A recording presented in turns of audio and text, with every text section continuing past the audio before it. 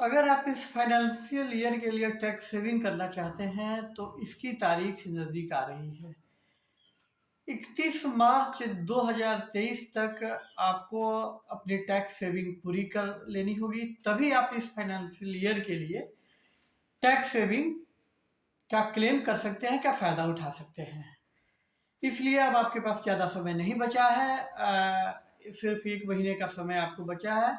तो अगर आपने पर्याप्त टैक्स सेविंग नहीं की है, तो एक बार आपको जो है कि इस मौके का इस्तेमाल कर लेना चाहिए। इसके बाद जो है यानी कि 1 अप्रैल से आप जो है कि जो टैक्स सेविंग करेंगे, उसका फ़ायदा आप इस फाइनेंशियल ईयर के लिए नहीं उठा पाएँगे। तो एक बार आपके लिए ये चीज़ के बारे में चेक कर लेना ज़रूरी है कि क्या आपने पर्याप्त टैक्स सेविंग कर ली है या नहीं। मैं हूँ मनी कंट्रोल से राकेश रंजन। आज मैं आपको टैक्स सेविंग के लिए बहुत ज़्यादा इस्तेमाल होने वाले एक इन्वेस्टमेंट ऑप्शन के बारे में बताऊंगा, और ये बताऊंगा कि इस इन्वेस्टमेंट ऑप्शन का यदि आप इस्तेमाल कर रहे हैं तो आपको एक खास बात का ध्यान रखना होगा। इन्वेस्टमेंट ऑप्शन का नाम है पीपीएफ। इसके बारे में आप ज़रूर जानते होंगे, और आपके दिमाग में यह सवाल भी आ सकता है कि पीपीएफ में नई बात क्या है। पीपीएफ में तो कई लोग निवेश करते हैं, लंबे समय से करते आ रहे हैं। यह बहुत पसंदीदा लोकप्रिय माध्यम है। एटीसी के तहत आने वाले करीब 1 दर्जन जो ऑप्शंस हैं टैक्स सेविंग के, उसमें पीपीएफ करीब सबसे ज़्यादा लोकप्रिय ऑप्शन है। लेकिन मेरा मकसद आपको यह बताना नहीं है कि पीपीएफ में आप एक फाइनेंशियल ईयर में टैक्स ये 1.5 लाख रुपए का निवेश कर उस पर डिडक्शन क्लेम कर सकते हैं। मैं आज आपको यह बताने जा रहा हूँ कि अगर आप पीपीएफ में निवेश करना चाहते हैं, निवेश शुरू करने जा रहे हैं, या पहले से अगर निवेश कर रहे हैं, तो एक खास बात का ध्यान आपको रखना जरूरी है। यह बात ये है कि आपको हर महीने की 5 तारीख तक आपको अपना पैसा अपने पीपीएफ अकाउंट में डिपॉजिट कर देना होगा। आप पूछेंगे क्यों? इस सवाल का जवाब यह है कि पीपीएफ में इंटरेस्ट का कैलकुलेशन हर महीने होता है। इंटरेस्ट का अमाउंट जो आपके इंटरेस्ट का जो अमाउंट होता है वह आपके अकाउंट में यानी पीपीएफ अकाउंट में फाइनेंशियल ईयर के आखिर में क्रेडिट होता है, लेकिन उसका कैलकुलेशन हर माह होता है। और यह कैलकुलेशन होता है हर महीने की 5 तारीख से लेकर और 31 तारीख, या अगर महीना 30 को खत्म हो रहा है तो 30 तारीख तक जो आपके अकाउंट में बैलेंस होता है उस पर आपको इंटरेस्ट मिलता है। इसे हम एक उदाहरण की मदद से आसानी से समझ सकते हैं। जैसे मान लीजिए कि आपके अकाउंट में पहले से 1 लाख रुपए जमा है। आपने महीने की 6 तारीख को आपने उसमें जो है कि 1.5 लाख रुपए डिपॉजिट कर दिया।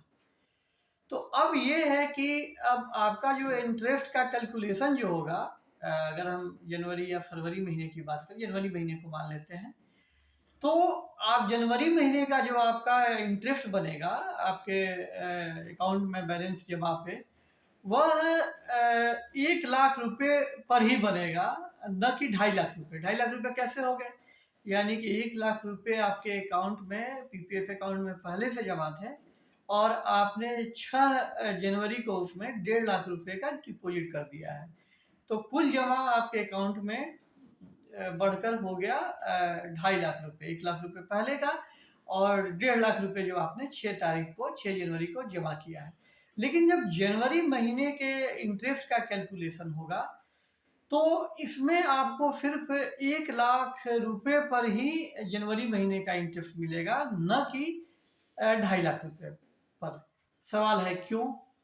इसका जवाब ये है कि पीपीएफ में जो अकाउंट में बैलेंस होता है उसके इंटरेस्ट के कैलकुलेशन के लिए जो नियम पहले से तय है, उसमें यह कहा गया है कि हर महीने की 5 तारीख से लेकर 30 तारीख या 31 तारीख तक जो बैलेंस होगा उस पैसे पे इंटरेस्ट एक्रू होगा, यानी कि उस पैसे पे आपको उस महीने का इंटरेस्ट मिलेगा।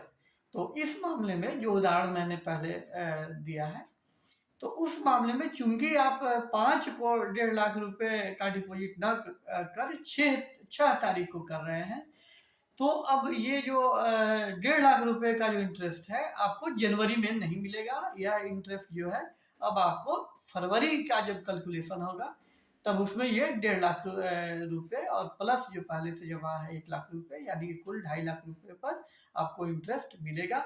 यानी कि जनवरी महीने में जो 1.5 लाख रुपए आपने जमा किए हैं 6 तारीख को, तो उस पर इंटरेस्ट कमाने का मौका आप गवा देते हैं अगर आप महीने की 6 तारीख या उसके बाद किसी तारीख को आप अपने पीपीएफ अकाउंट में पैसा जमा करते हैं।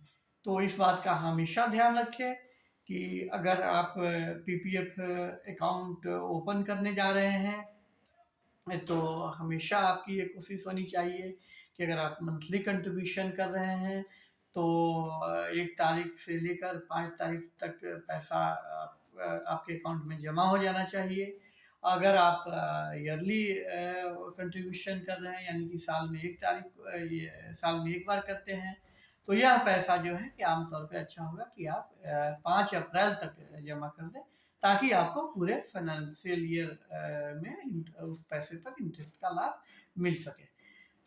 चूंकि पीपीएफ एक लॉन्ग टर्म इन्वेस्टमेंट ऑप्शन है, यानी कि इसमें 15 साल तक जो है कि डिपॉजिट वो कंट्रीब्यूट करने के बाद ही आप पैसा निकाल सकते हैं। तो ये इसमें जो इंटरेस्ट का पैसा होता है, इंटरेस्ट वो बहुत मायने रखता है। तो अगर 1 महीने में अगर आपका इंटरेस्ट अगर 500, 1000, 2000 भी अगर बन रहा है, तो पूरे साल में जो है कि यह पैसा बहुत मायने रखता है। तो अगर आप हर महीने की 5 तारीख तक कंट्रीब्यूशन कर देते हैं, तो आपका जो कुल जो फंड जो एक्रू होगा, फंड जमा होगा 15 साल के बाद, तो वह जो आपको मैक्सिमम इंटरेस्ट का बेनिफिट मिलेगा। आपका फंड बहुत हैंडसम आपको फंड हाथ में आएगा। तो इसलिए इस बात का ज़रूर ध्यान रखें। और बाकी पीपीएफ में आप एक फाइनेंशियल ईयर में मैक्सिमम 1.5 लाख रुपए का निवेश कर टैक्स बेनिफिट क्लेम कर सकते हैं। और इसमें जो आप डिपॉजिट करते हैं या जो पैसे आपको मिलते हैं, तो किसी भी स्टेज में ना तो डिपॉजिट अमाउंट पर, ना इंटरेस्ट अमाउंट पर, और न ही मैच्योरिटी अमाउंट पर आपको टैक्स मिलता है। तो पीपीएफ पूरी तरह से एग्जेम्प्ट कैटेगरी में आने वाला इन्वेस्टमेंट ऑप्शन है। बहुत अच्छा ऑप्शन है। फिक्स्ड इनकम के जितने भी ऑप्शन हैं उसमें पीपीएफ सबसे ज़्यादा अट्रैक्टिव है। अभी इस पर इंटरेस्ट जो है वो 7.1% है। सरकार हर तिमाही पीपीएफ के इंटरेस्ट की समीक्षा करती है। तो ये रही पीपीएफ में इन्वेस्टमेंट के दौरान तारीख का ध्यान रखने की बात। यह वीडियो आपको कैसा लगा यह हमें ज़रूर बताएं। आप हमारे कमेंट बॉक्स में अपना कमेंट डाल सकते हैं। आप हमारे वीडियो को लाइक करें, और अभी तक अगर आपने मनी कंट्रोल के चैनल को, यूट्यूब चैनल को सब्सक्राइब नहीं किया है तो उसे सब्सक्राइब कर दें।